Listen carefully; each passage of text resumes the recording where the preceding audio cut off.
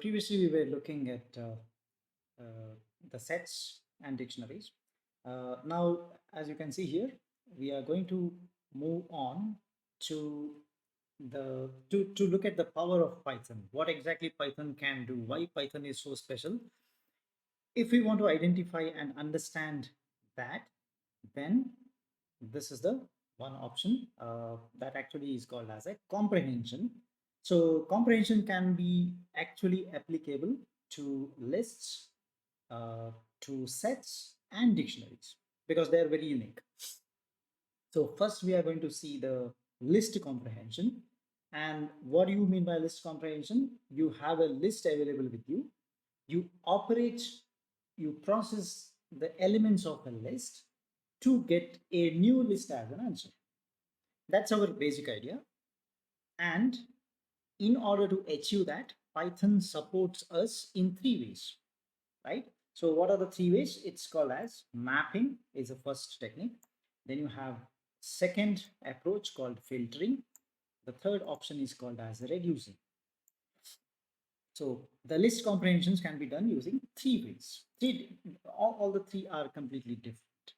All right, so let's look at one by one. All right, so first we'll look at sorry, what is called as mapping. It uses a function to map the elements of a list to another list. So the basic idea is that I have a function and I want to apply that function to each and every element of a given list. You see, when that function is applicable to each and every element of a list, the answer is also a list, obviously, right? So let's check that out. How do we apply this mapping? So the mapping can be implemented using two ways, but before that, let's try to define a function. All right. So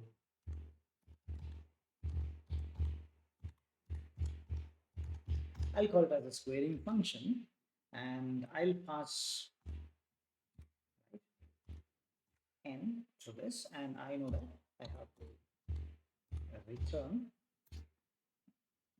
the n into n. Right. So this is my function. Let me say that I have right a list.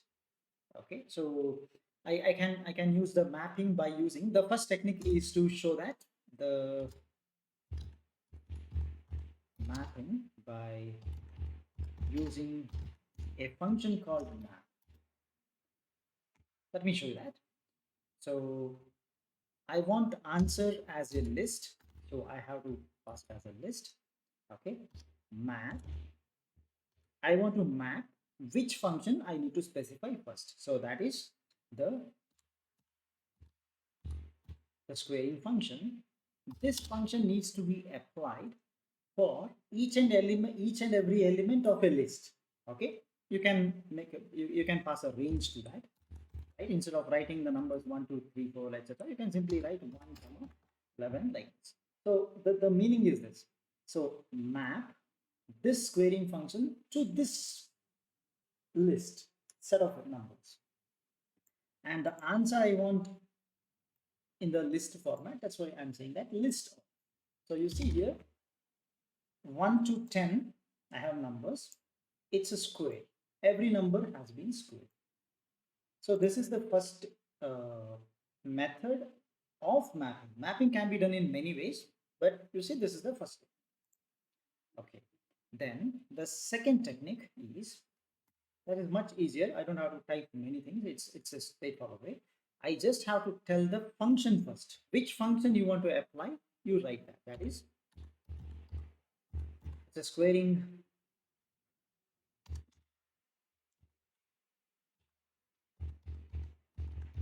squaring function of, you have to write a variable. Any variable you can write. It's not necessary that you have already, you should have used it no need to declare or something, right? So squaring function of x for, you write a for loop for every x in, give a range, right? Or give anything that actually contains this x. Where is this x? X is present in the range 1 comma 11. So for every x in this range, what is this range? Range means 1 2 3 4 up to 10. For every element in that, apply the squaring function of x and give me the answer as a list. How do I say that? Give me an answer as a list. You see, you are using the square brackets at the end. Okay, just like that, you see, this is the answer. So I have a list. Every element of the list needs to be passed through a function to get a new list. Now the point to remember here is that the size of your input list and the output list are same. That is what is mapping. There is a one-to-one mapping. Every element comes out as a new element. So the number of elements in both lists will remain same in mapping. Okay, so that is a very important point with respect to this. Okay, so that is a mapping function. That this is how the mapping can be done. And as you know, two techniques are there. You can use a built-in function called map. Otherwise, right, we prefer this. This is the Pythonic way of doing it. Again, you can assign this to something, right? You can call y equal to this. Yes, it comes to y. Right? Then, so that's the first list comprehension. Then let me go to the second one. It is called as filtering, or we have used this term. This actually uses a function to do what is called as filter, to filter out the elements of a list. Okay, so you see, we have a list, but I want to filter out the elements. In the sense, there is a condition. Not every element of that list will satisfy certain condition. Only those will satisfy will come out of the filter. So it's like a filtering, normally which we refer as a normal filtering process.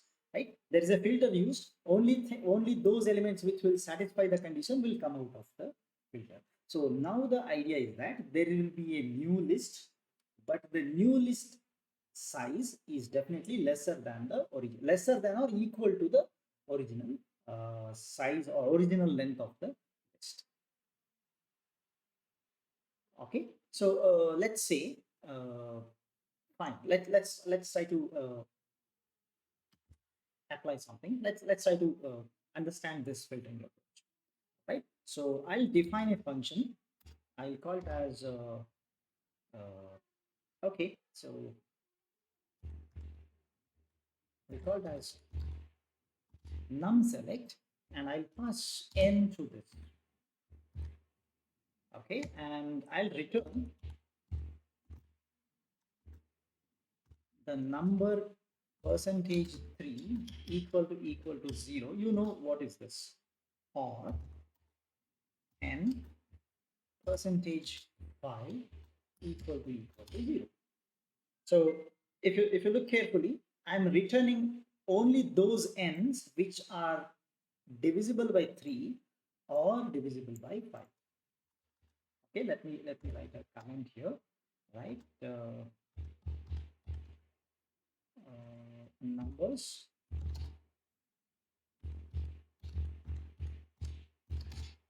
number divisible by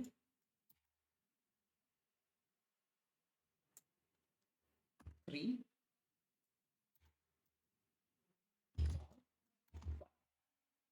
Right. So this is what I want to find out. I want to return like this. Okay.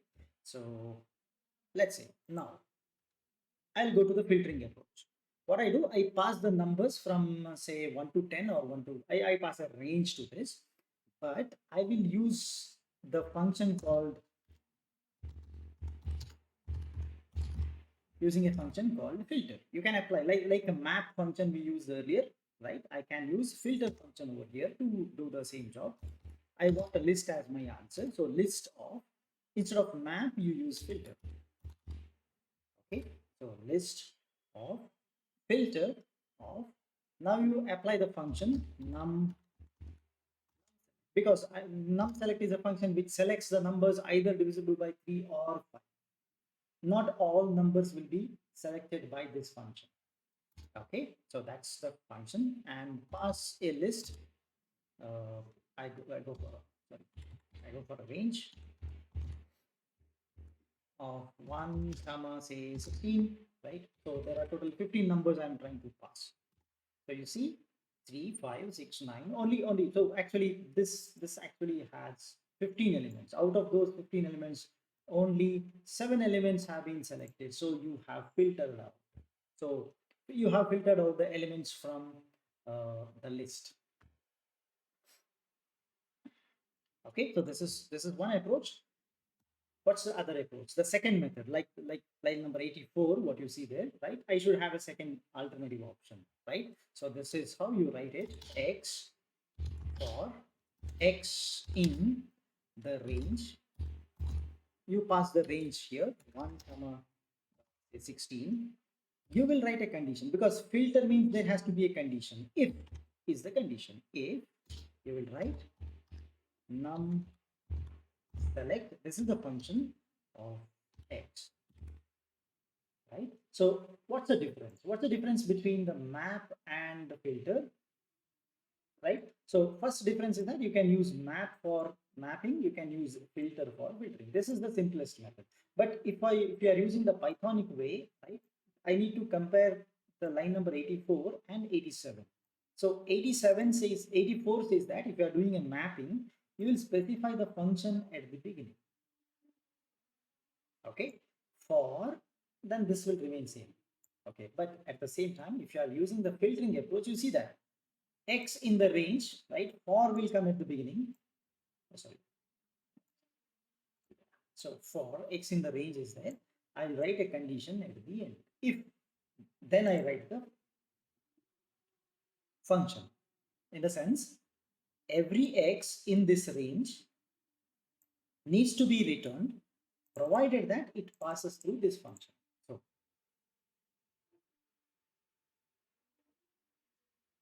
all right, now actually I can apply something like this as well, okay, wherein I try to apply mapping and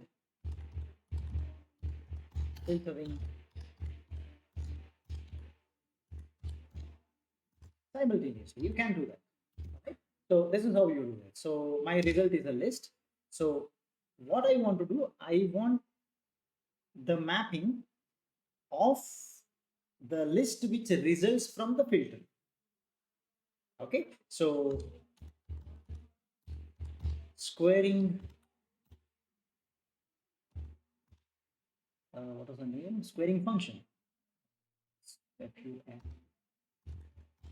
Squaring function of x, right, for x in range 1 comma 16. Then I write a condition if, right, only those numbers which actually satisfy this num select of x. So you see here what comes at the beginning, this is mapping. What comes at the end, this is filtering. So I filter as map as well as I do the math simultaneously. So you see that all these numbers which are the result of filtering have been mapped using the squaring function. So 3, 5, 6, 9, dot, dot, dot, etc. up to 15 have been squared. So first you filter it out, then you apply the map. So you can do this. All right. So maybe I'll try to give you a question. You can try to solve it now. So I'll write my string equal to, let me try to write some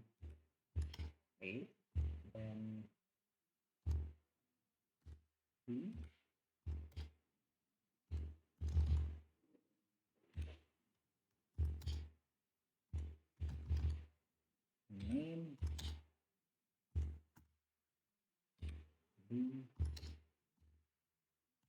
all academy. All right, so this is a string. So the question is this: convert the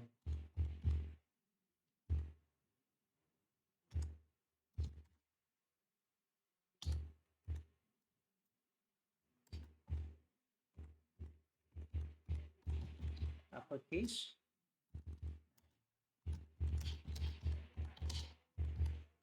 make a new list if the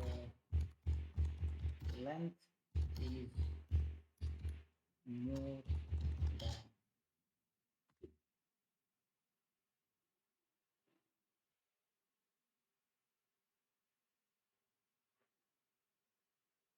I'll enter this to the new line so that you can see completely.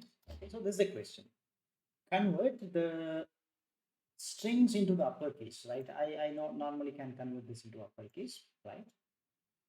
But the condition is that the length has to be more than two. In the sense, three or more, if you find a length, you can convert that into a uppercase. But the result should be in a new list. This is the question. Okay, I want you to try this.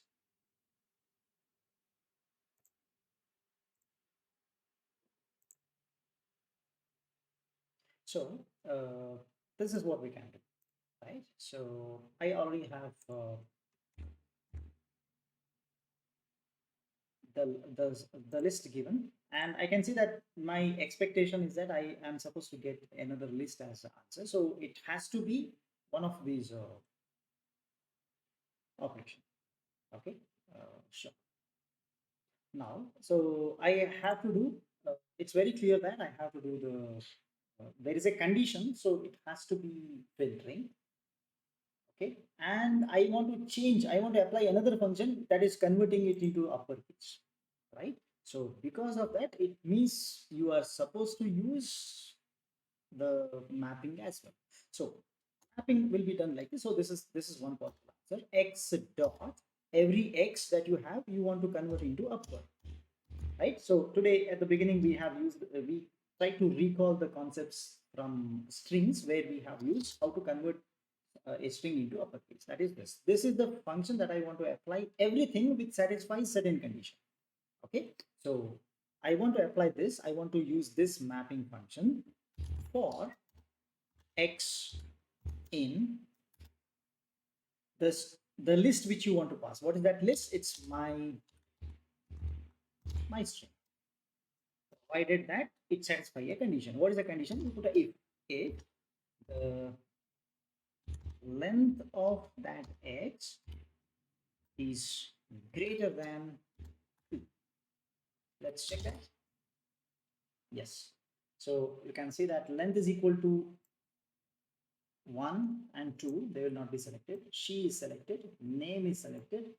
B is not selected. All and academia are selected by this condition. Okay. They will be applied this particular function for mapping. Okay.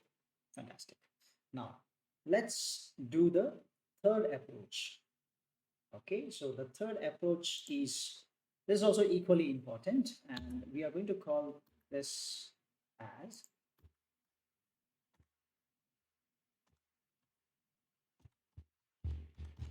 the reducing operation, right? So here we try to it actually applies a function.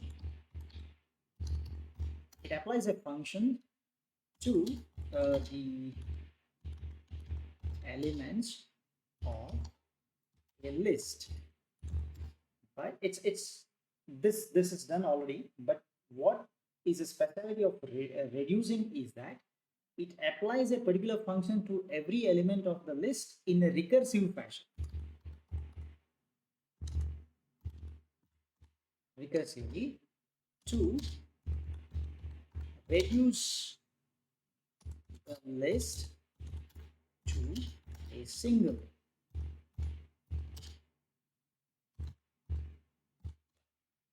This is important because previously we didn't have this kind of what you call facility.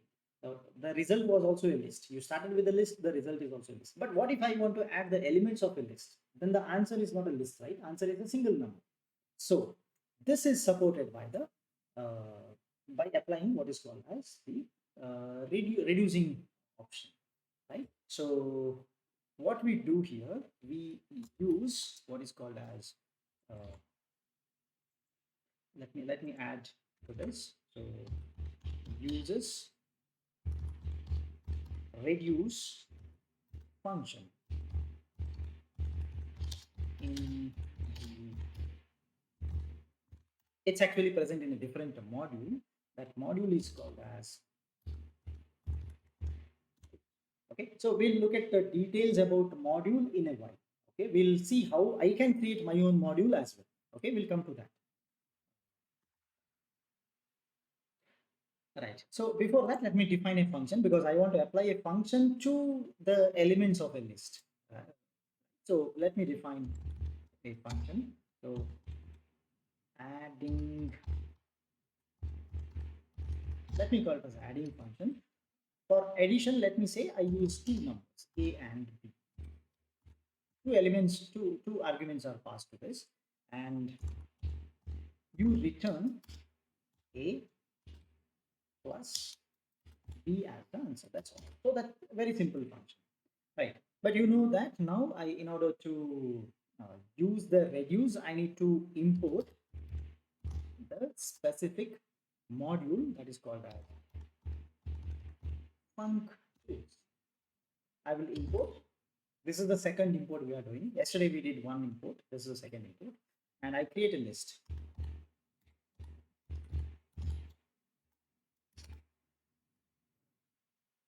My list is equal to, let me write a few numbers, 1 comma 2 comma 3 comma 4 comma 5.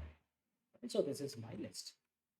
Now you see I'll apply the reduce option by using this adding function. So adding function should be applied to each and every element of the list so that you get a single answer at the end. So functools dot reduce, then you write the function.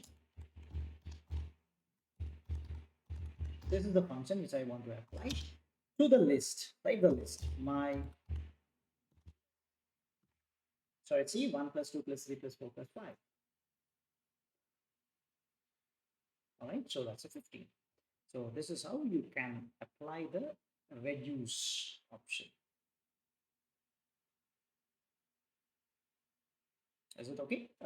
Is there any doubt? If you have a doubt, please let me know. Otherwise, I will go with the examples now. So this is the first example.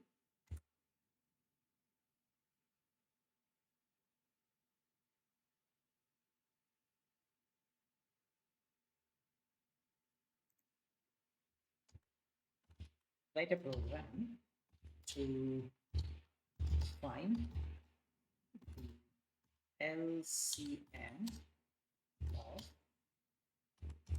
the elements of a list. I'll pass a list. List contains many numbers, and we are supposed to write a program to find the LCM of that list itself. Every element needs to be considered, and I can try. I'm supposed to find a solution. For example, if I pass the numbers from 1, 2, 3, 4, dot, dot, dot, up to 10, the answer should be the LCM of all those numbers. Okay, so again, we have two options here. You can go with the conventional coding. Conventional coding means it's okay. Let's do that. Conventional coding as well as the Pythonic way of doing that. Both I will show. Okay.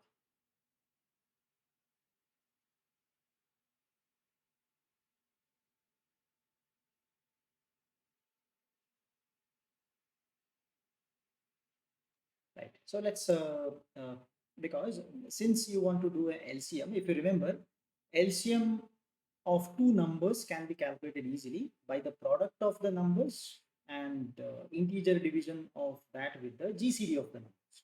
Okay, so that's what is the technique used. So I'll import, because the GCD is present inside a module called as math. So I will import math. Math is built in. So we directly get that math here, and I'll define my LCM. It's a function. LCM, there is no direct function available.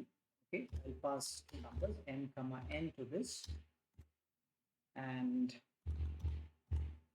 return m into n, because the product is required. M into n, integer division, the GCD, because the product divided by the GCD of the two numbers is LCM. Okay, so least common multiplier. If you want to calculate that, I need to use m into n divided by math dot its GCD, greatest common divisor of the two numbers, that is n comma n. So this is the GCD is built in, so I can just use it to get this. For example, let's check whether this works out. I'll check my LCM of two numbers, 2 comma say 13, right? Answer is 26. Yes, I get that. So it's working. So LCM works very fine. Now, what I do, I'll try to write the conventional coding, okay, to answer this above question. So this is the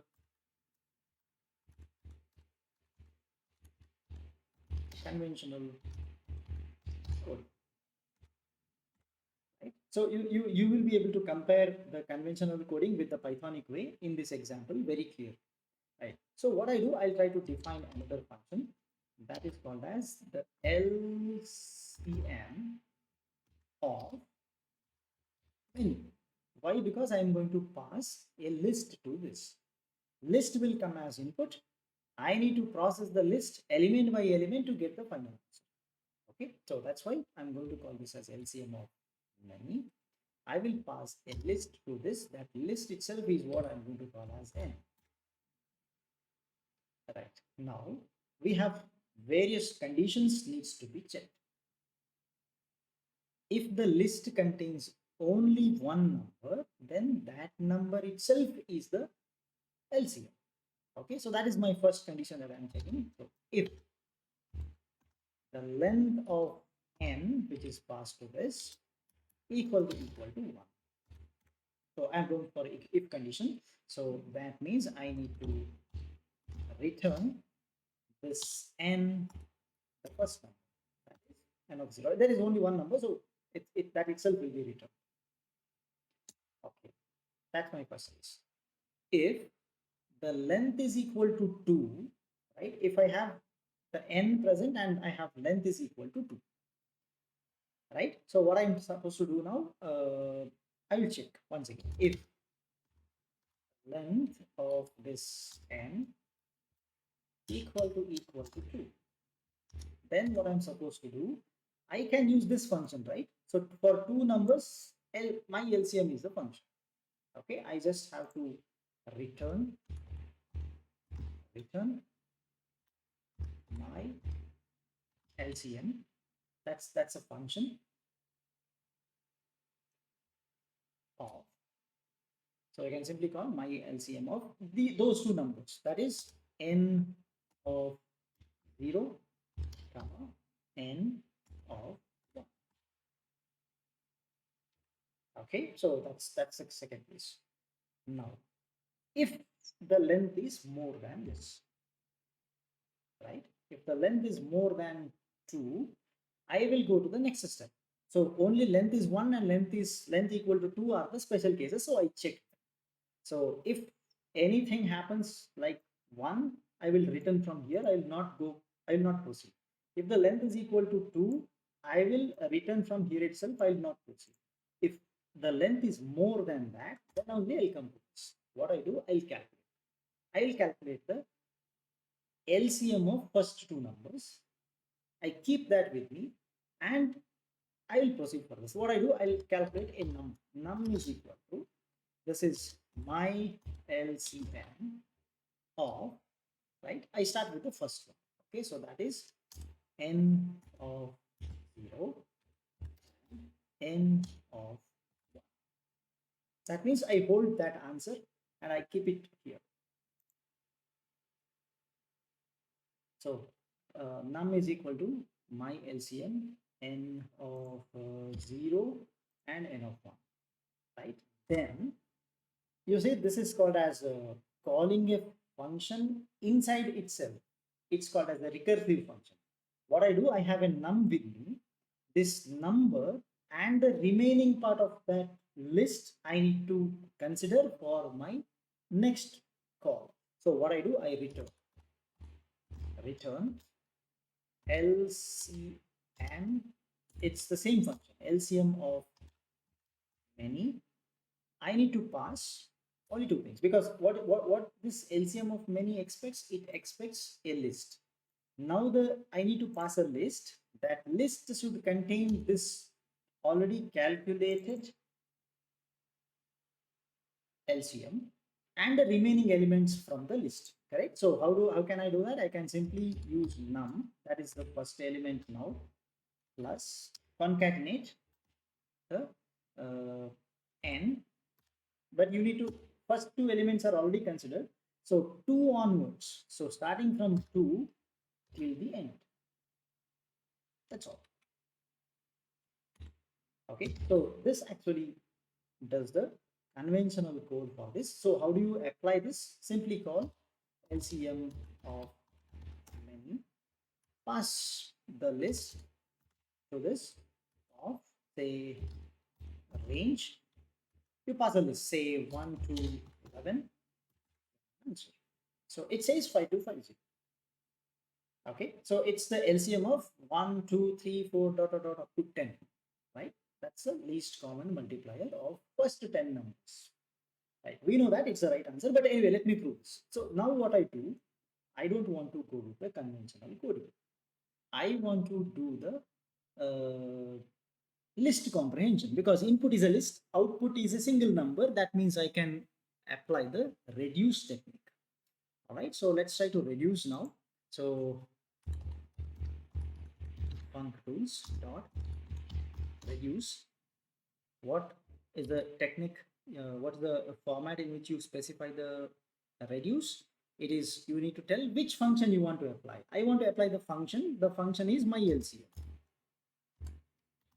Okay, so you see the my LCM is here. I want to apply this function to every element that is present in a list. Correct? So that is range of 11. So you see that actually all these steps are not at all necessary if you are using the Pythonic way to do the coding, right? So you need to write this part of the code and simply use the functools.reduce. Only this two lines are already existing. It's common for conventional coding as well as the Pythonic way, right? So Pythonic way does the same thing in single line, only one line of code. Okay, so Pythonic way using reduce. Right. So this is the answer for the list comprehensions. All right. We'll solve many more problems using these techniques at a later stage. All right. After the list comprehension, let's go ahead and let's try to go with the set comprehension. Right. So everything will pretty much remain same. Only I keep giving the examples. So here,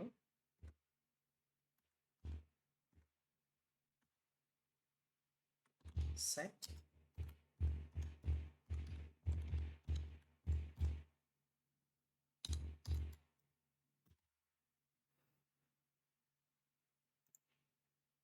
let's take up the example.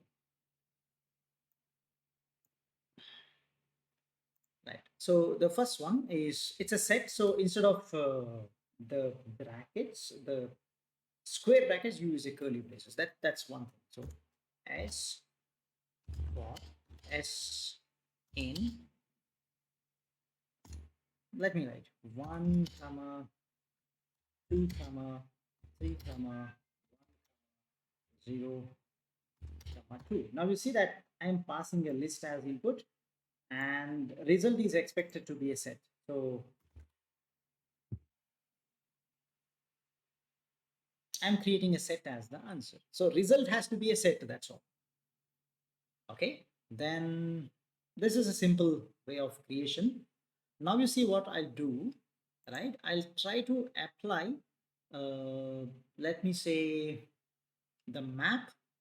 Okay, so this is a mapping S, this is power, S to the power 2 for every S in, you can write 0, comma 1, comma 5, comma 2, comma 1, comma 0. So you see that the result will be, right?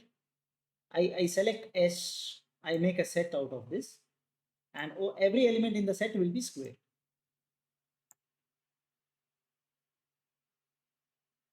Very straightforward.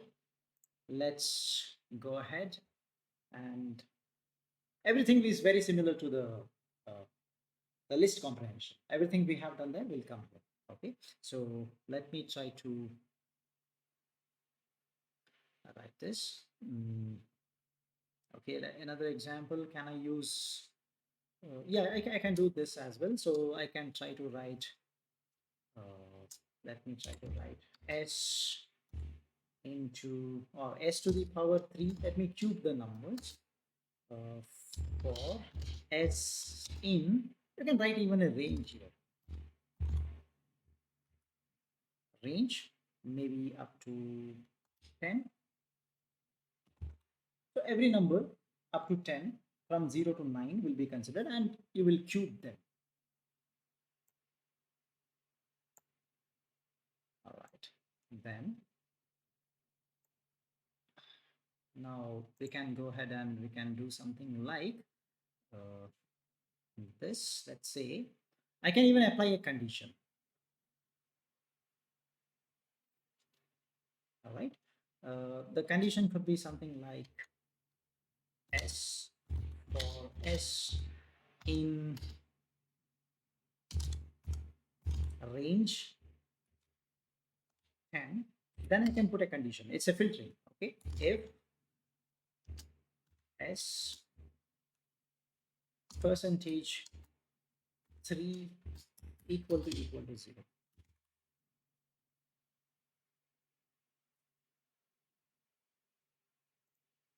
Right, so absolutely right, this is the thing which we have learned. Then similar to the set comprehensions, we can perform similar things with dict comprehension. Okay, I'll call it as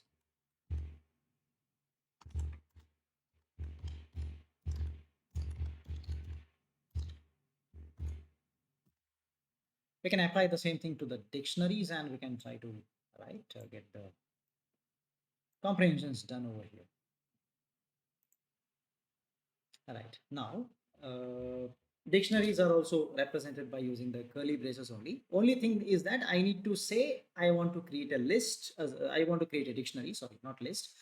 I want to create a dictionary in a specific format. How do you say that it's a format? You can say that I can say I index and V. This is what I want for the I comma V in. You need to specify from where you want to take them. I'll just write a simple thing 1 comma 2 and I'll also write 3 comma 4. Okay, so let's try to write this. So see the answer, right? So I comma V, this is I, this is V. this is I, this is V, right? I and V pairs will be selected from that, and it will be right. Uh, they will be used to create a what you call as the dictionary as the answer.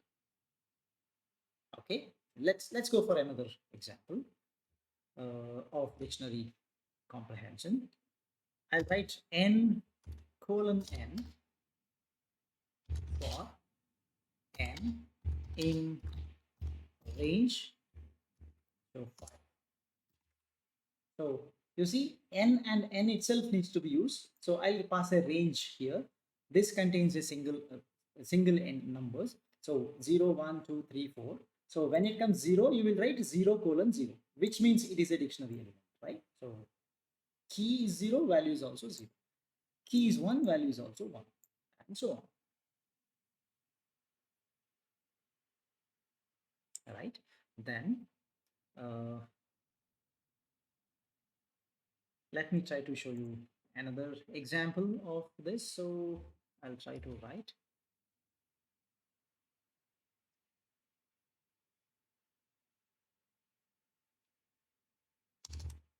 It's called as a character. It's a function. It actually you can pass on a ASCII value and you can convert that into its equivalent character. So that's what is CHR is a function. Character of n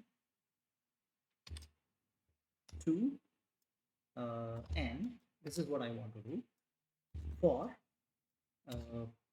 n in. So see here, I'll write. So for letter capital A, the ASCII is 65. I know this, that's why I'm able to enter this. And I'll also enter, say, 66, right? So 66 is for capital B. And you see the result. So this 65, its character is printed. So character corresponding to this 65 is A. Okay, so that, and I write the N as it is. So N is 65, you print 65. Okay, then the 66 corresponding to the character of 66 is B, capital B, and you get this. So again, you can use any such methods, and yes, we can implement the comprehensions for them.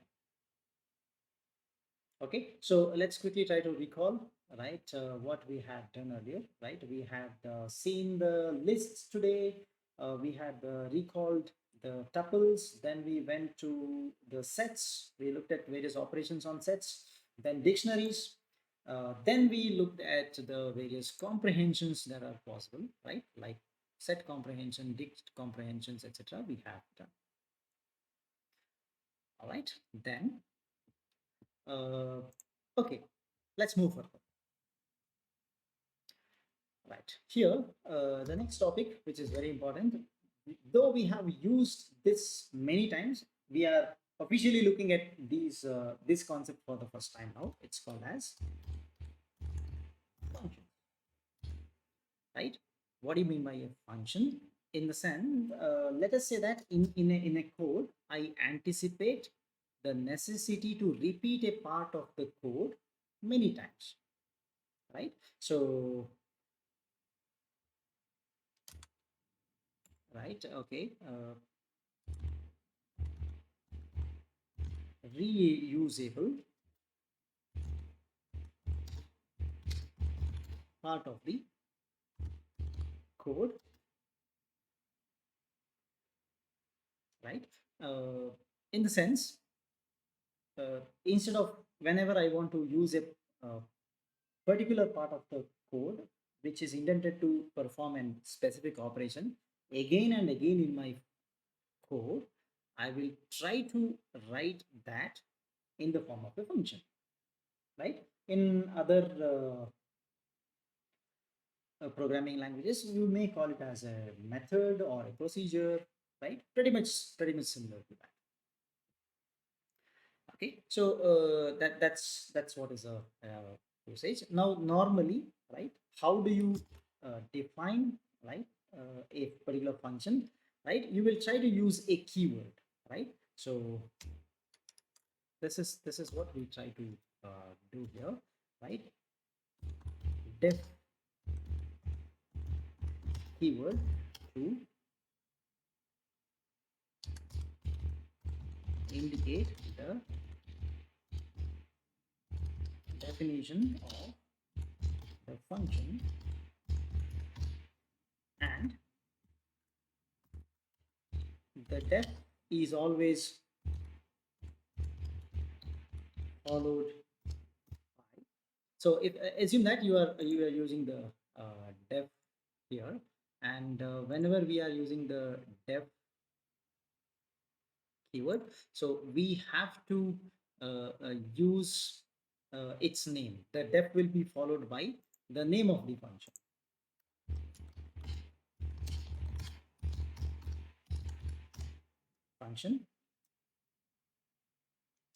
Then we'll pass the arguments. What are the various arguments that we are going to pass, right? We will be, right, using them here itself, right? So functions followed by the name of the function and the input arguments. Okay, so let's go with the definition part. Let me define def. I'll call it as my function. Now you see, there may be a function wherein you don't have to pass any input arguments, right? There may not be any input arguments, right? So I'll just write input arguments. I'll write, okay, I'll write in the next line, input arguments, next line, are optional. If you don't want, you can neglect that. Right? So this is how it is. So def is a keyword. This is the name of the function, and after that, inside this parenthesis, I am supposed to pass if I need any parameters to be passed. But right now, I'm not doing that. So colon. As soon as you press a colon, it will go to the appropriate position in the next line, saying that you are present inside this particular function. So I'll simply print, because I'm not passing any variable here, any argument here. I'll simply write. So this is my first function. Okay, so you run this. Actually, you have defined the function, but you didn't call the function, right? So you can call the function by using its name, right? So I'll just write function call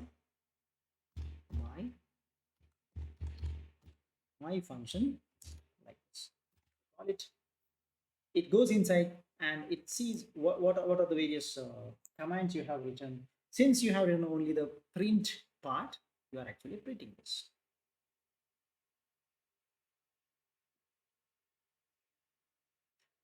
All right, then now so far we have never discussed anything about what are the arguments that you are going to pass. Okay, so next thing that we are going to discuss now is the arguments of function.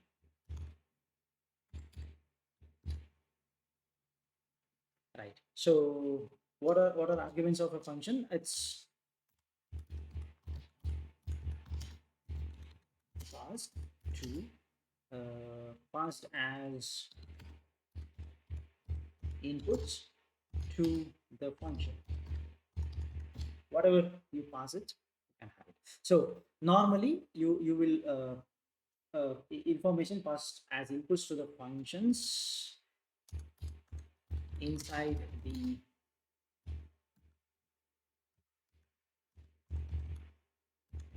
the parenthesis after the function name, right? So this is what you do. Let me directly try to give an example. Okay, so the example looks like this. I'll define my function 2, and I will pass a arch. I'll pass something, right? You see, I'm passing a argument to this,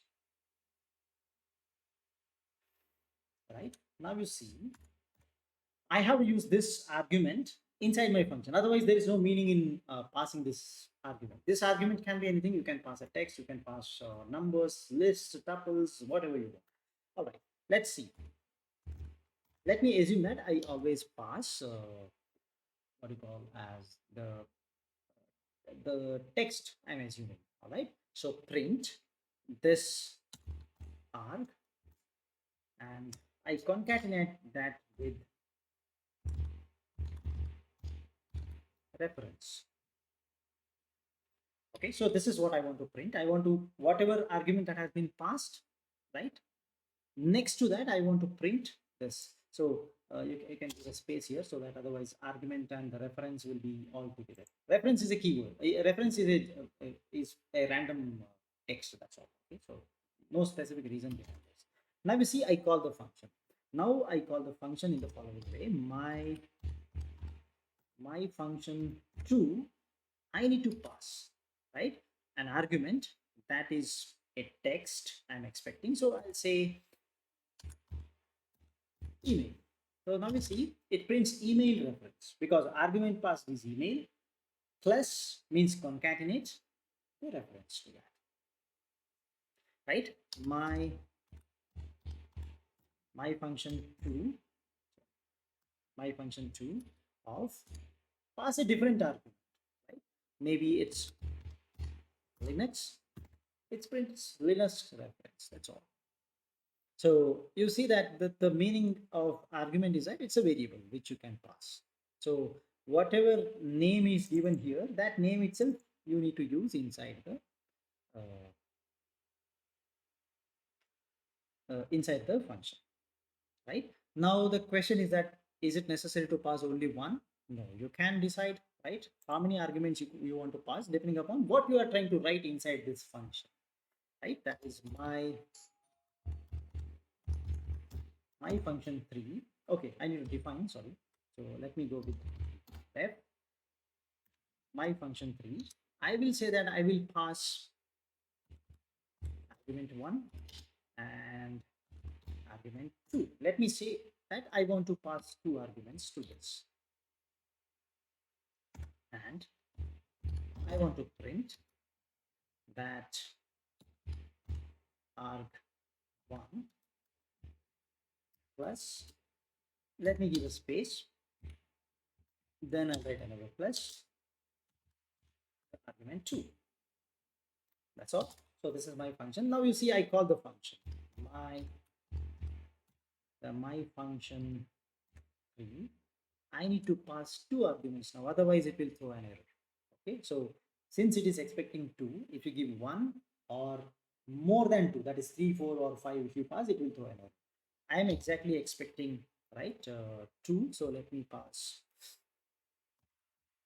Mac. That's my first argument. Reference. So just see it prints as this.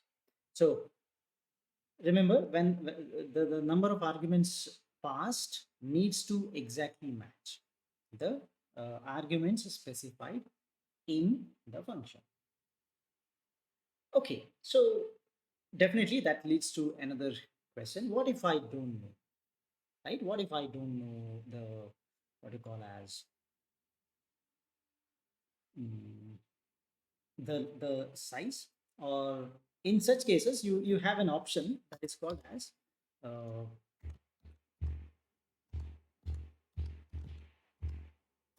it's arbitrary uh, arguments. So in order to specify that, we use something like a single star followed by any name you can give, because argument name can be anything. Let me show it as ARGS, right? So star actually indicates that I don't know how many arguments are there which will be passed on to the function. Okay, so in such case, so let me write the details here. So if we don't know how many arguments will be passed to the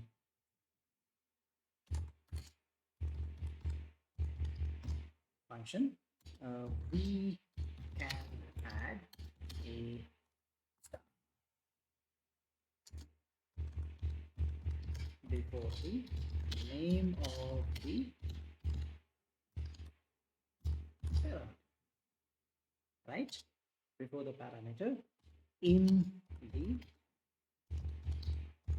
function. That's all. So whenever you use a star, it understands that, okay, I have, it means the user has no idea how many parameters will come, but right, any length of the parameter it comes, it will take. Okay, so that's what is the meaning, right? Now let me show the usage of that. So that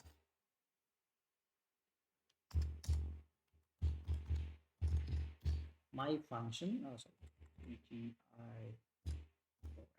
my function,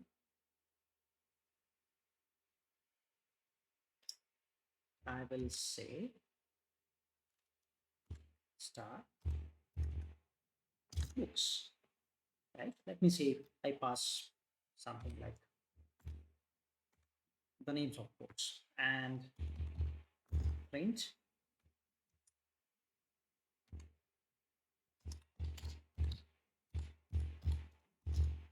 my favorite book is.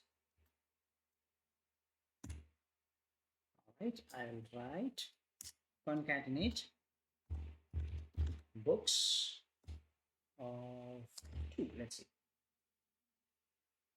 All right, so let me now I'll call my function. Okay, I called it as a my function itself. I am supposed to call it as a fourth one because okay, that's my function 4. So my function 4 of, now you see, you can pass any number. If you don't have a length is equal to 2, it will throw an error. Okay, because you are accessing the any length. You can make it 0 because you can avoid all, because definitely something will be entered over here. So you enter maybe book 1, comma, I enter book 2, comma, book 3, sorry, 3, and so on. So you pass this. It says that since you say that always it's the first one, whatever you enter is your favorite book, it says that okay, this is your favorite book, right? So entering arbitrary number of arguments is supported, okay, in this in Python.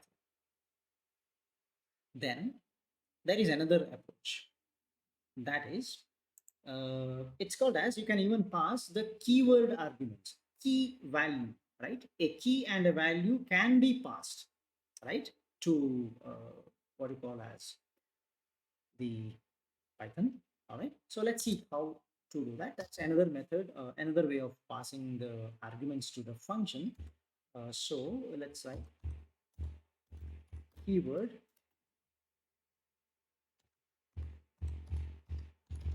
arguments. So it's actually the same arguments what we are passing. You will use 2 stars, star star, indicating that I will pass uh,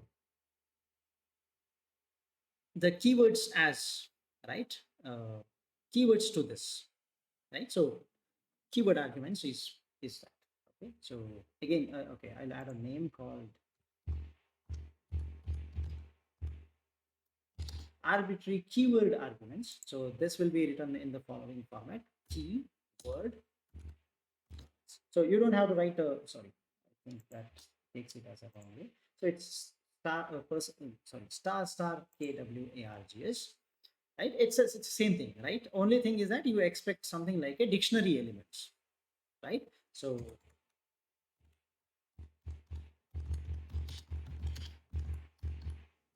function can receive dictionary arguments, and they can actually access them in the same way like we did earlier. So okay, so let's take up an example.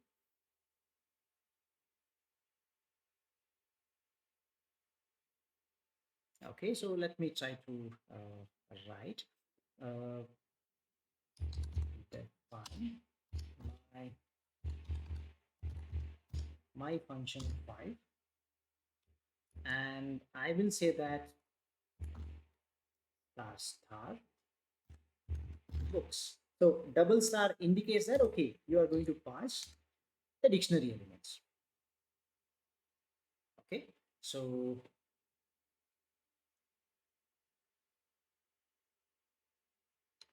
right. So let me try to write print.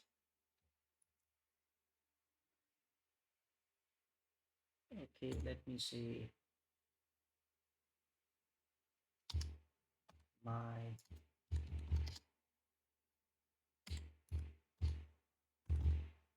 favorite book is,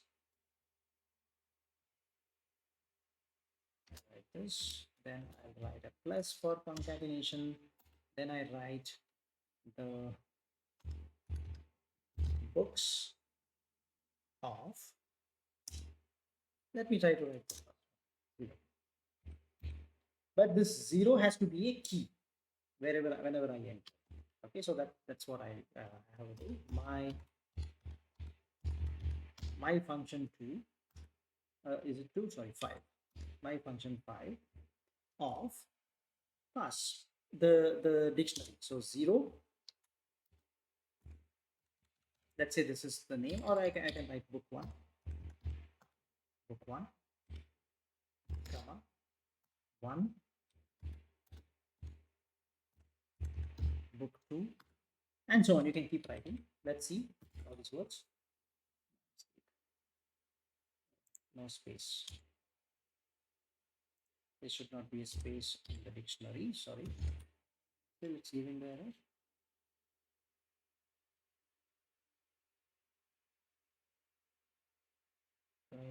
Let me try to rewrite this. Let me try to make this as a thing. And let me write. Just a second. Let me check. Let me recheck. Books.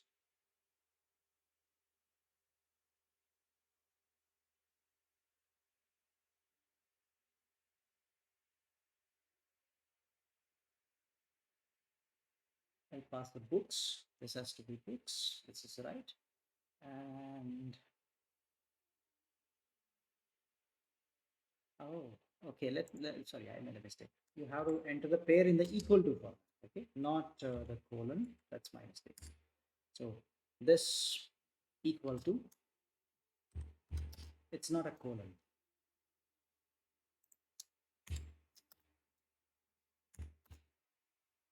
Okay, and I think this has to be the regular 0 itself. If this gives an error, I'll update. Okay, then this needs to be this. Still, let me give a text name first. Okay, so first let's check with the text. All right, so let me try to write this as A, and I'll give this A, and let me try to write this as B.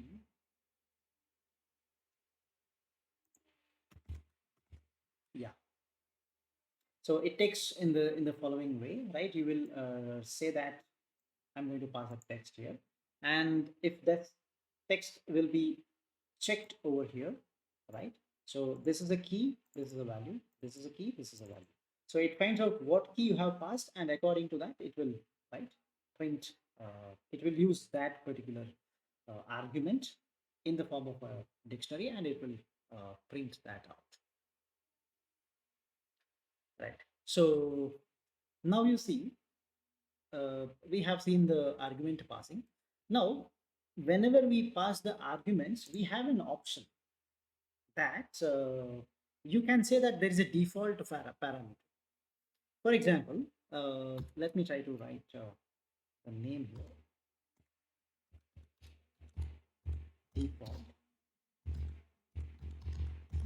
Default parameter.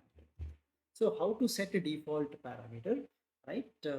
Whenever you pass the argument, right? So if, in a sense, if the function expects one argument as input and you don't pass it, if you don't pass an argument for that, it means it throws an error, right? So we try to avoid that.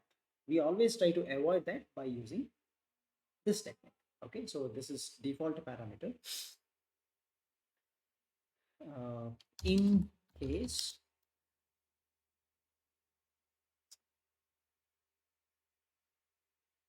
yes, perfect.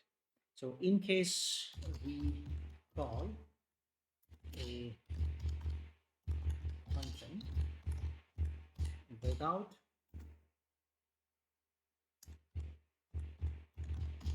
argument, it uses the default. So let's check that. All right, so my function 6, right? Now we see, let me say country equal to, let me write here, right? So you see that. So this is a default parameter, but yes, you can definitely change it. Print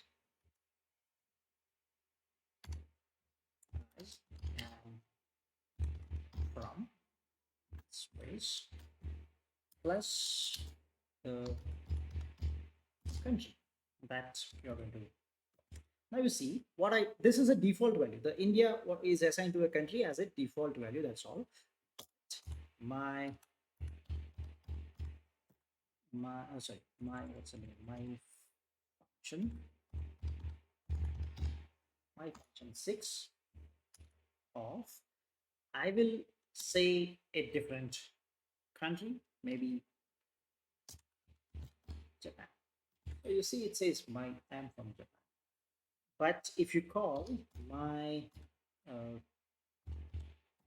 my function x without passing anything, then only it will use the default.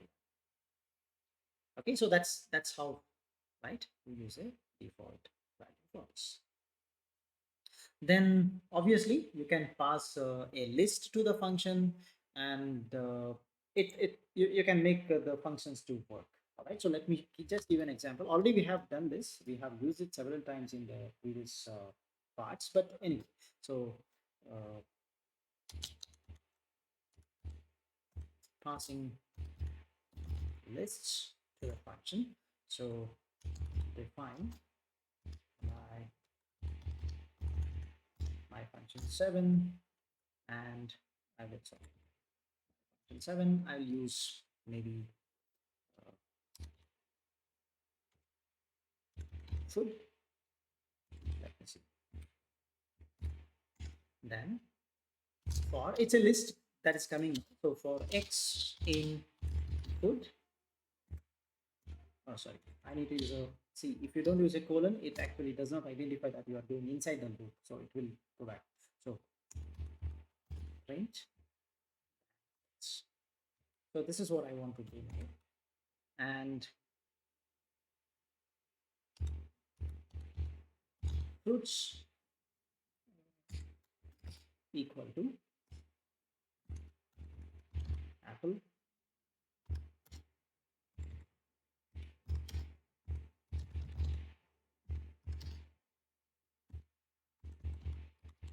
okay. Let me find this, and I call the function my function 7 of, pass this list,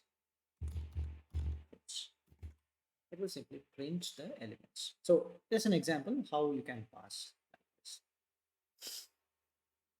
Right. So far we were printing the different what you call values. There we were not returning something, right? So the next concept is just to look at the return part, right? So this is what you do. Let me try to write the return is used to return a So let's say, uh, let's define my function 8, and I pass a number x to this, and I simply return 5 times x, 5 into whatever number x equals.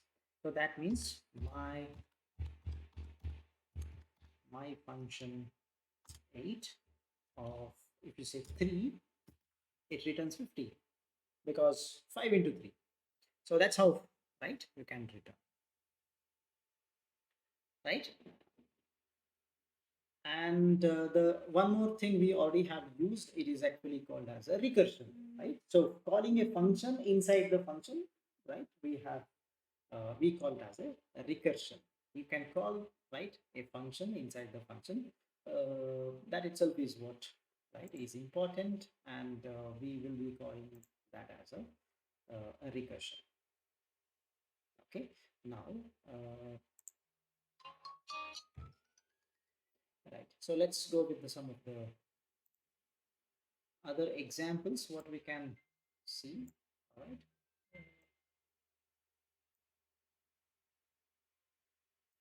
let me check the examples what we have.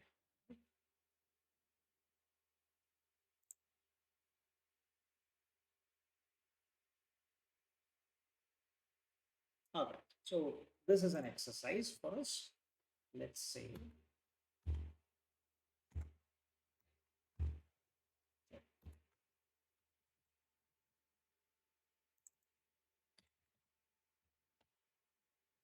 write a function to find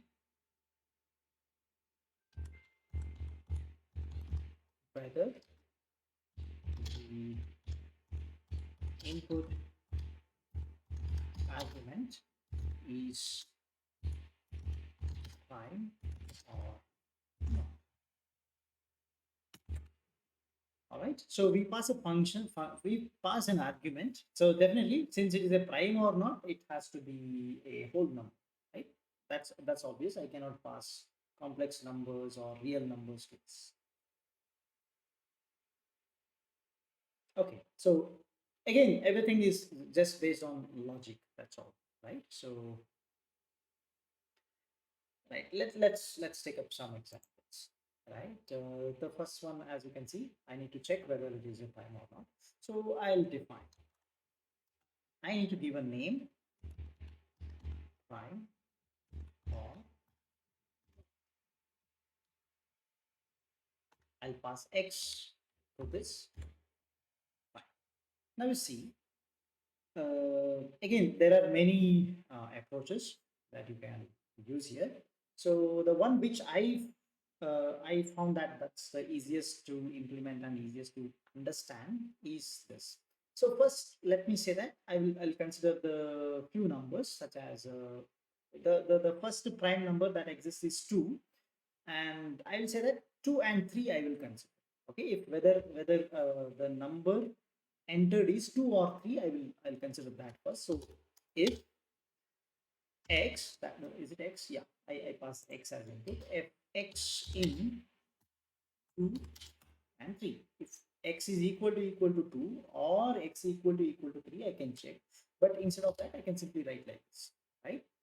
This means if 2 or 3 has been entered as your number, then what's the answer? It is true. It's a prime. So you return. Okay.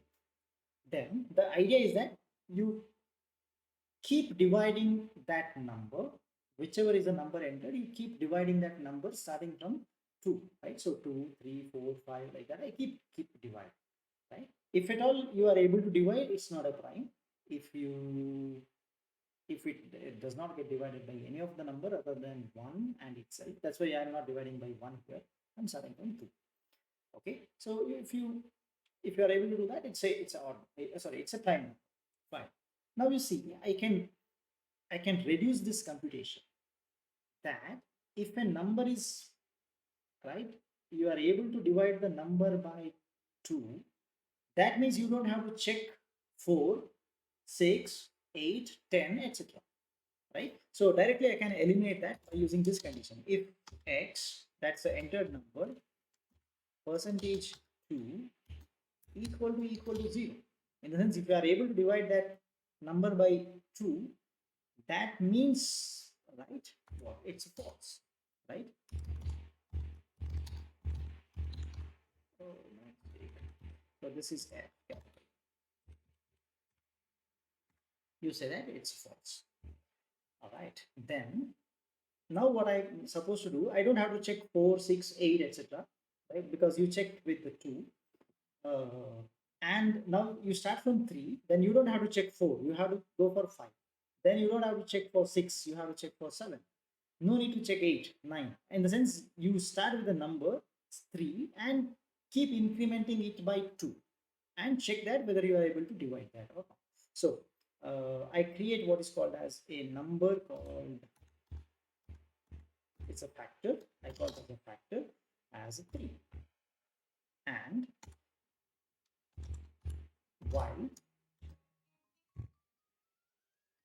So the method used here is this: while you are checking that the factor into factor is less than or equal to x. So this is the very important logic. We have other methods also.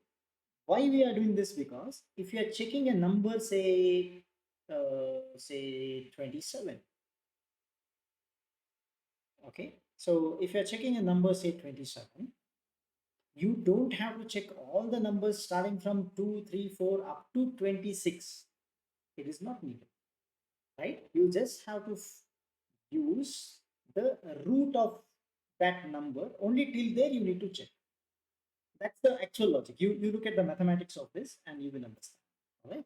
So if I'm checking a number, say, right, 121, right, whether I'm able to divide, whether 121 is prime or not, I just have to find up to 11. That's all, because it is root of that. Only up to 11 you check, it is enough. You don't have to that's why. So it's factor into factor. Like if I have 11, it is 11 into 11 is less than or equal to 121. I do this. I do the next step. Okay. So what I do, every time I have a number that is a factor, I try to check that whether I can divide the x by the factor or not. So that is, if this number entered, which is x, percentage, the factor, equal to 0. In a sense, if, sorry, equal to 0, this means what? You are able to divide, right? So you simply return false. Okay.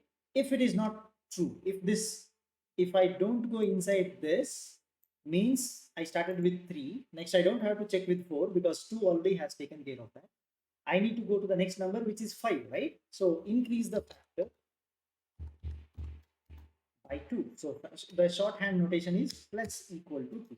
In the sense, factor is equal to factor plus 2. Factor started with the 2. Next number the factor takes is 5. Again, it will check. If it is not satisfying, factor becomes equal to 7. So 3, 5, 7, etc. It keeps on. All right. So that's the way it goes, and simply come back and return. If none of this satisfies, it means this is a prime. Okay, so what we are looking at is a usage of functions, and inside the function we are using almost everything we have discussed so far: the conditions, the assignment statements, plus some logic. Okay, so again, I'm not saying that this is the only right answer. This is not the only way to do this. There are many other options. I request you to try by yourself, right? Whatever we are solving here, right? It's only my way, right? Definitely there are many other answers, and I'm not saying that this is the efficient one. Okay, you can definitely try your own ways and verify the answer. Okay, let's see how this works. So I will call prime or not Let me pass in not prime number, say 10. It says it is false. Fine. Prime or not. Enter a prime number. Is true. Okay, so like this, it can we can check this. Right. Then one more example on the functions.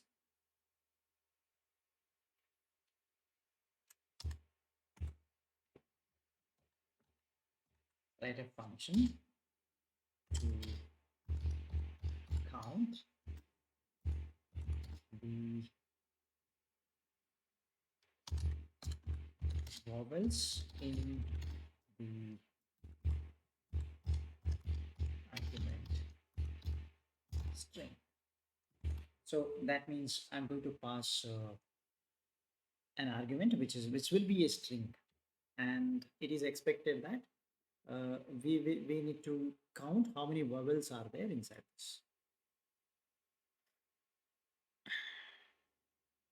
So let's check that. Let's define a function called count vowel of. I'm passing a string, so I give a name s here. You can give a x also, doesn't matter. And what I do first, I'll define what I define a string containing only vowels, right? Okay, so vowels equal to, it can be any entry from A, E, I, O, U, or capital A, capital E, capital I, capital O, capital E. So this is actually a string containing vowels. Then count, let me make the count is equal to 0 because initially you don't have, right? Now I use a for loop because I need to go through the past argument, that is s, right? For c means it is every character. For every c in s, I have to check a condition. If that c is in this vowels, okay? If that c, whatever you read from the s, if it is already, if it is any one of them, then that means you need to increase the count. Count plus equal to 1. Count is equal to count plus 1. Okay, so calculate that, and at the end, once you come out of this for loop, return the count. Okay, count vowels, right? I write a string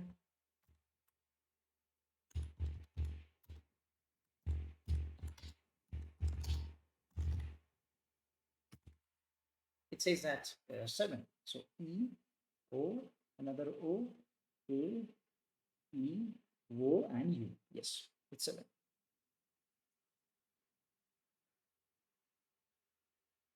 All right, then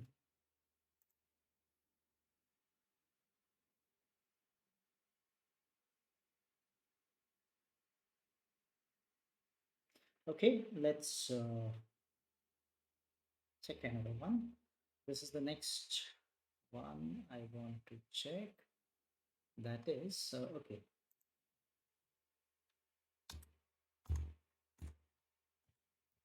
Write a function to check if the argument is a power of 3.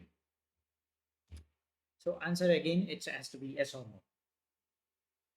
So I enter a number. So for example, if I enter 30, 30 cannot be represented as 3 to the power something. Properly 3 to the power has to be there. Okay, 81 is an answer. 81 is 3 to the power how much? 3 into 3 into 3 into 3, right? So 3 to the power 4. So it's a proper 3 to the power number, 81. But 30 is not, because though you can divide by 3, but it is not a proper 3 to the power. Right? So let's try to define that. Define is power of 3 is a name I give. I pass a number, integer, say n. Okay. Now, if you are, let's say, what's the simplest number you can enter? Anyway, 0 is not an answer. 1 is an answer because 1 is 3 to the power 0. So if n equal to 1, you return 2 because it's a 3 to the power. And let me check the others. If at all I have the n, when I divide that by 3, there is remainder. Okay, it means it is not equal to 0. If you get that, means what? It's anyway, there is a remainder, means it cannot be divided by 3. So obviously I'll say that return false. Okay, now it means I'm able to divide the number by 3. Once I divide that number by 3, some other answer comes, like 81 is my number. I divide by 3, I get 27. So that 27 can be passed to this once again, right? I can call the same function again with that whatever quotient you get, right? So if you say 81 by 3, I have 27 as quotient. That quotient has to be passed to this function once again. So simply return, in the sense you call back the same function, is power of 3 itself you call, but you pass n integer division of 3. All right, so let's just check. We already have the answers with us. Is power of 3. First, let me pass 30 because I know that it's not. Okay, let me check, is power of 3. I'll pass the 81. I know that it's an answer. It says true, right? Like that, we can do this. This is the recursiveness, right? I'm calling the same function inside itself. This is the function. Inside the function, I call itself, called recursiveness, right? That's, anyway, we had discussed earlier. We have already used it once. Now we are getting another answer. Okay, then one more. Write a function uh, to check if the argument string is palindrome. So if you read from left to right or you read from right to left, you should be able to get the same thing. That's what is a palindrome. Okay, so let us try to answer.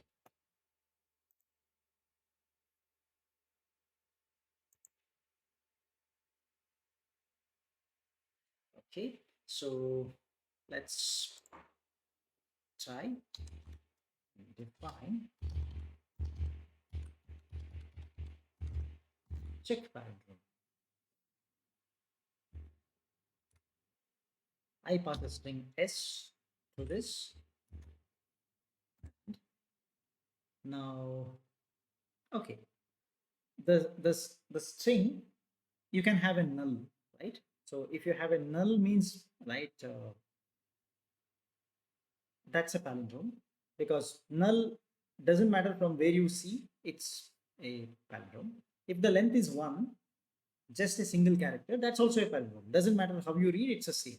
So let's put that at first. So I check that if the length of this s is lesser than or equal to 1, which contains 1 or 0. Okay, if this is the case, you return true.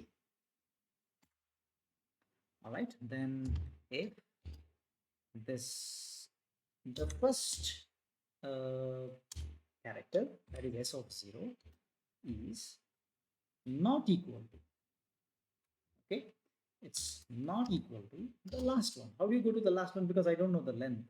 If you remember, last character can be accessed by using negative index -1. If at all they are not equal, it means it's not a palindrome. Correct? I need to consider the first one and the last one. They have to be same. Right? So that's why return false. Then now what I do, if the first and the last one are same, I need to remove them and check the remaining first and the last one. Okay, I need to check the first one and the last one. So that means it is a repetitive process. I just have to call the same function again. So return check palindrome, but I need to pass the same string, but starting from first one and going all the way till the -1, excluding the -1, because 0 is anyway eliminated if I don't use. When I say -1, the last element is excluded until the -2. So 1 till -2, you are actually passing it to the same function once again. Okay, so that's it. It iterative, it repeats, right?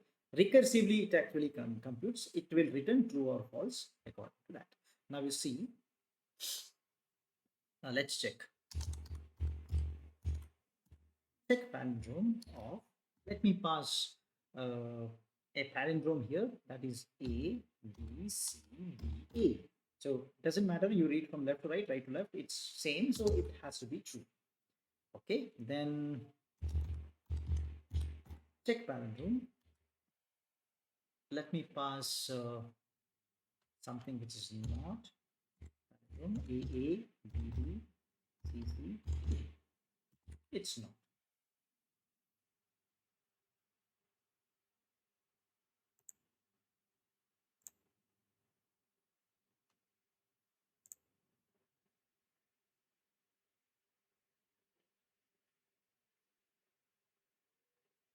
All right, so that is about functions. Right, now we'll move further. Then we have something called as the anonymous function, right? Whenever you want, because see, all these functions have to be predefined, right? Only when there is a definition of the function available, you can call it. Okay, so that's what is the common functions. It's the same irrespective of which language you use. It's the same, but as we know, Python is different. So Python supports you in a different way. It's called as anonymous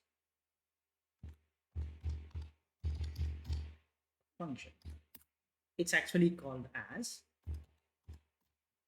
lambda. So there is something called as a lambda, using which you can define a function as and when required, right? Again, there are some more advantages related to this lambda function, but let me talk about the syntax.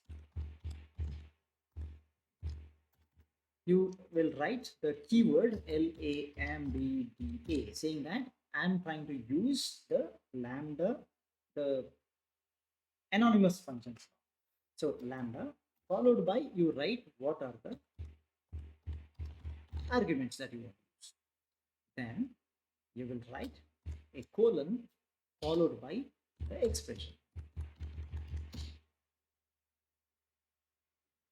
Okay, so this is the syntax that we have to use, right? If you want to use a lambda function, right? So for example, x equal to, right? You see, while I I'm defining the function and using the function simultaneously. So x equal to, x is the variable which I calculate, lambda. See, as soon as I entered lambda, it understood, right? It's a green in color. So x equal to, say, y colon, let's say y. I just want to add y plus 10. For every y that is passed to this, you can actually write, calculate, and you can get the value, right? Plus 10. Okay, so this is what is my, see, function definition, usage, everything is done. So you simply say x of, say, 5.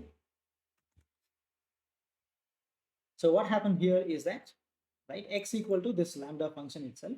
To this x is the name of the function. Now you can use this x and pass a variable to that, because that variable x takes one variable y, and the returns y plus 10 to that. So x is your name of the function. Now you see, you don't have to define def something equal to etc. That's not at all required. Okay, so multiple arguments can also be passed. It's not necessary that you have to pass only one variable, right? One argument, you can pass multiple. So let me say x equal to, it's a lambda. I will say that arguments are a and b. After that, I'll write a colon saying that now I'm writing the expression. Expression is that simply a into b. All right, so x of, simply say 5 comma 6. That's the answer. Right, so you can see that we can add we can have three different arguments, 4 and multiple things. Right, now, okay, if this is, if the lambda functions are just used like this, there is no speciality about it, because instead of this already we have the function definition, right? What exactly is the real usage of this, right? So this is something like, we can actually, the original usage comes into picture only when you use them as anonymous function inside other function.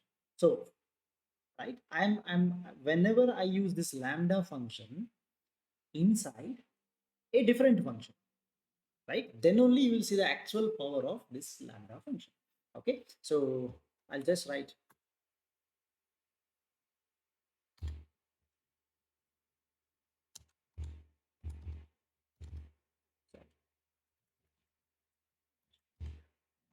and I'll write actual usage is using lambda inside other functions. Now let me show you an example, right? Let me define, sorry,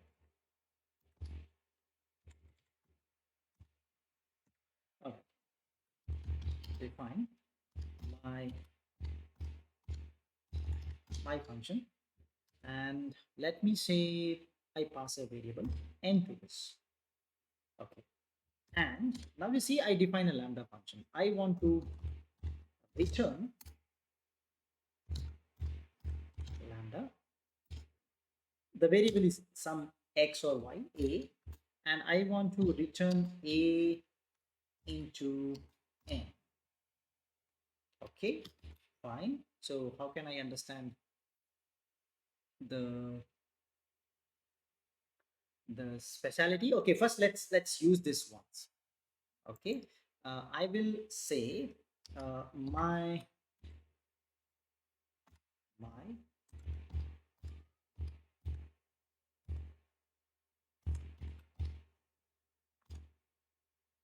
my doubling function, okay, is nothing but it's that function, my function of 2, right? In the sense, when n is equal to 2, whatever a you give, it becomes a into 2. That's why I call that my function with the 2 is a doubling function. Let me see. Now, how do I check? Right? To this my doubling function, you pass a number. Okay? Right? My doubling function,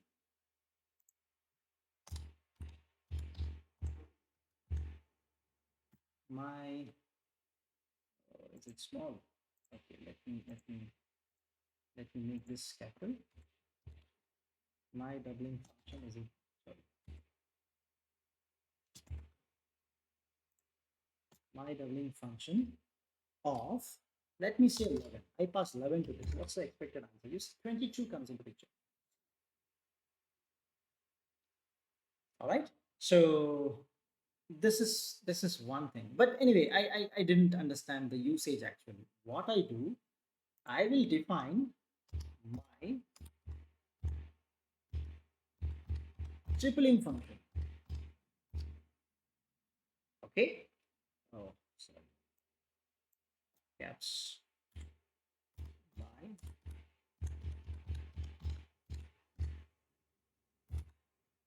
Okay. Now you see my doubling function is my function of 2. That 2 itself is being used out there. But now you see my tripling function is equal to, use the same my function. All right. So that's my function of the n value being equal to 3.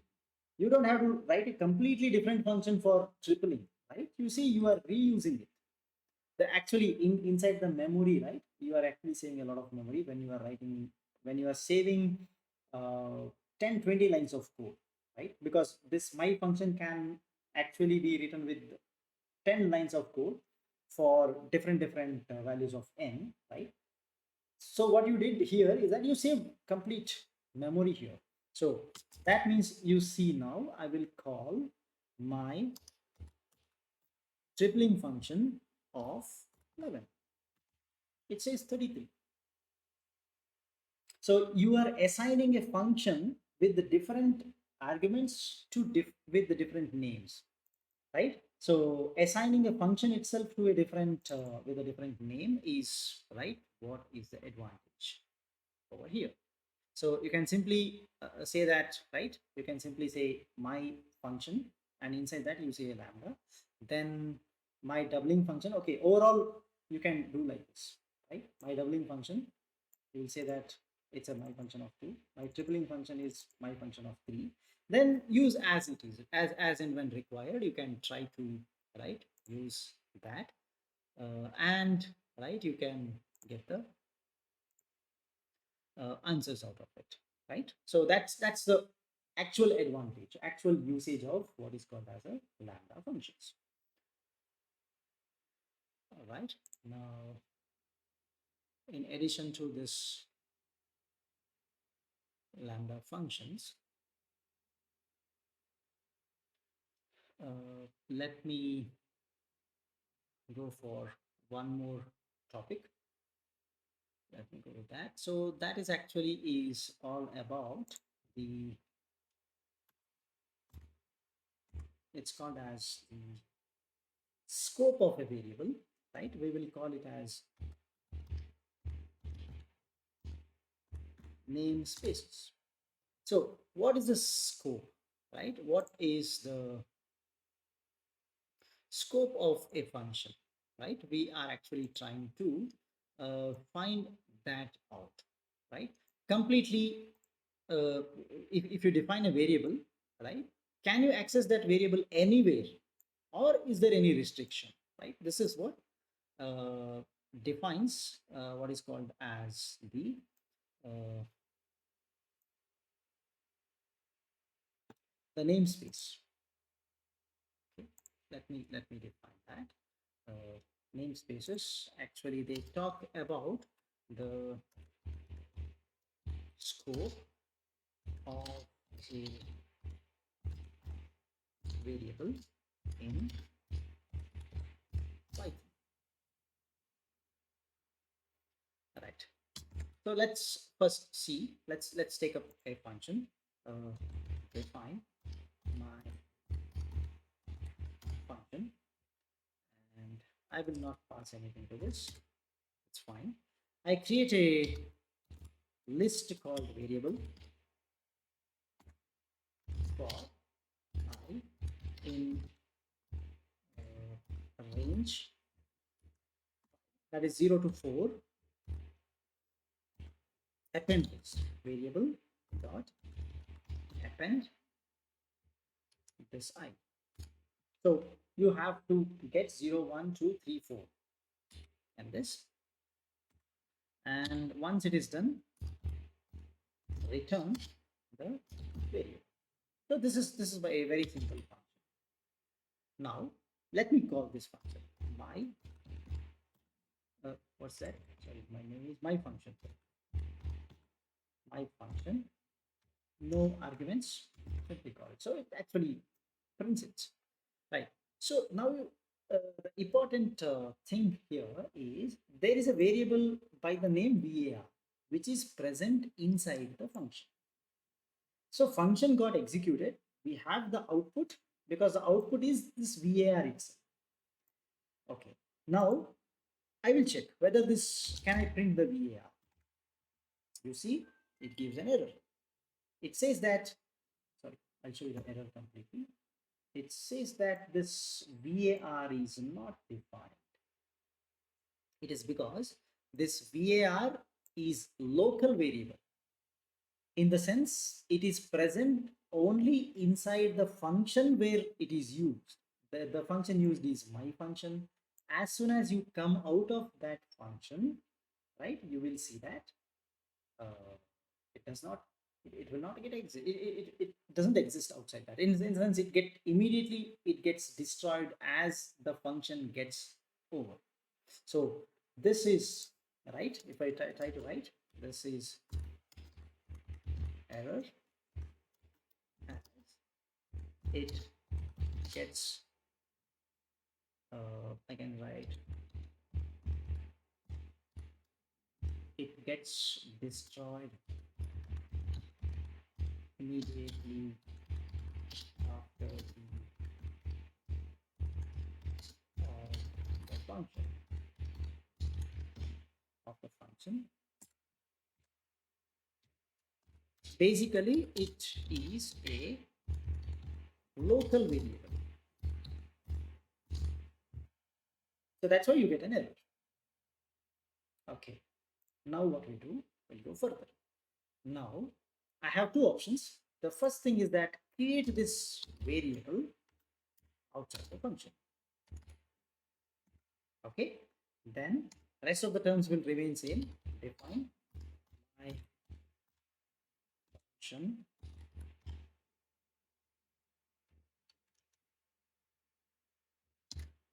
and for I in the range of 5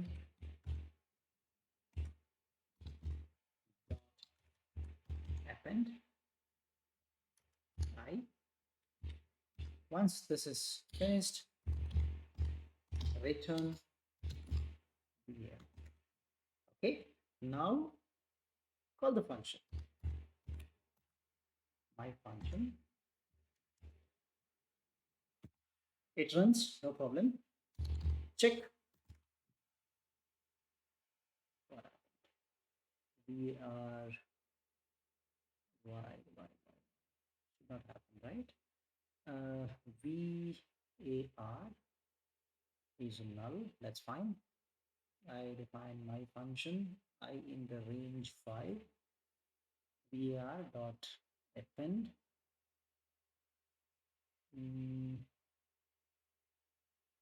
What happened? What's a mistake? It should come out. Let me check once again. All right, so I define this var first. Okay, I think I didn't run this. That's my mistake. Oh, still.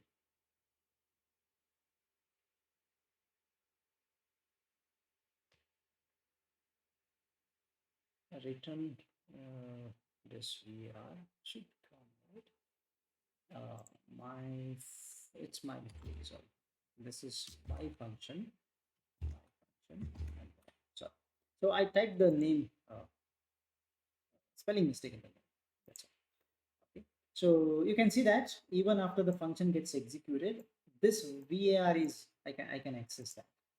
Right? So this means it is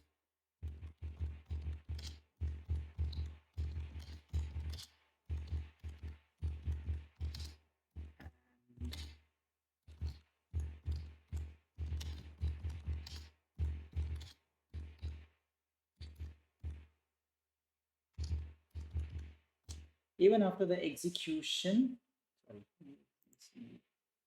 execution of the function, it is still available. Okay, so that's the main purpose, right? The other option is that uh, let me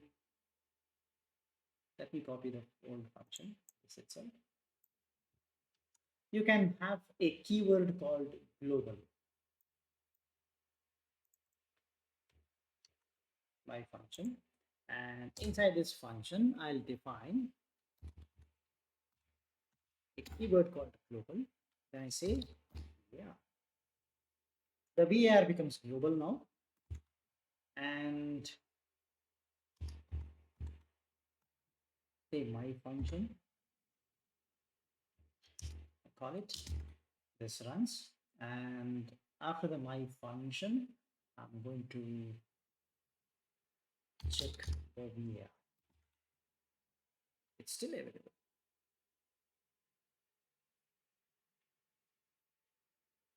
All right. And whenever I use this kind of function, it is possible to return multiple values, because inside the function we have never seen how can I return multiple values, right? So we'll check that now.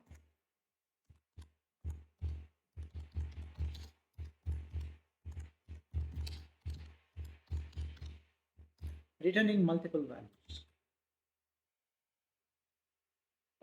Let me take up an example where I can show you how Python supports returning of multiple values from a function. Okay, I'll just add here, returning multiple values from a function. It's supported.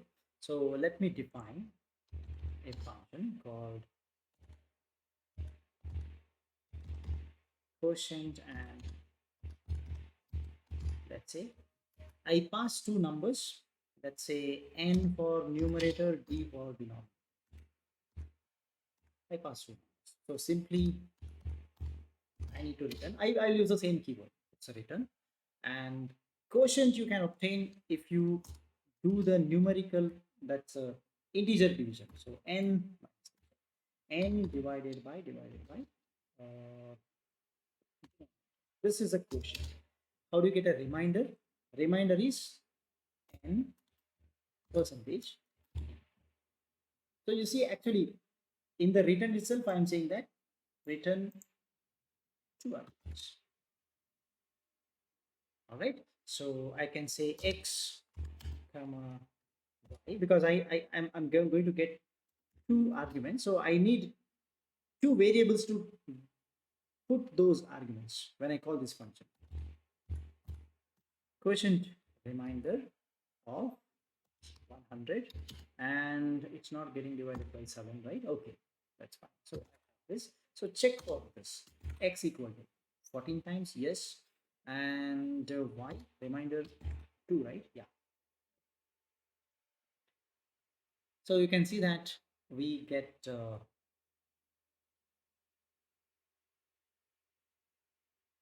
we can return multiple elements, right, in this particular fashion.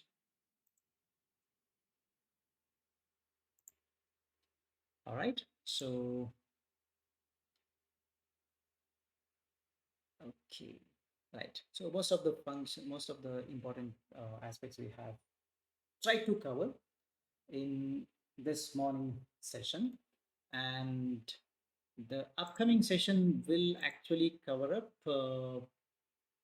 the few other important topics that are left over inside the Python, and that will actually include what is called as a module. How can you use a module? How can you create a module, etc.? We'll be seeing that. That's what is important, because we have actually imported some modules, right? And we have used it. What is there inside the module will come to. If I create my own module, definitely I'll be able to understand that what will be inside if I what exactly I'm trying to import if I'm bringing a module. That's the first thing. And then we'll also look at what is called as a file handling. Again, file handling is a huge topic, but basics of file handling at least we need to know in the basic level of Python. right. So those are the two topics that are going to be covered. Then we'll move ahead with exercise, right, where we'll try to solve few of the problems using multiple approaches. So we'll write a regular code, the conventional code to solve a problem. Then we'll go ahead with the Pythonic way of doing that, where we'll see the complete power of Python, what Python can do, why Python is very famous. We'll be able to justify that when we do the exercises.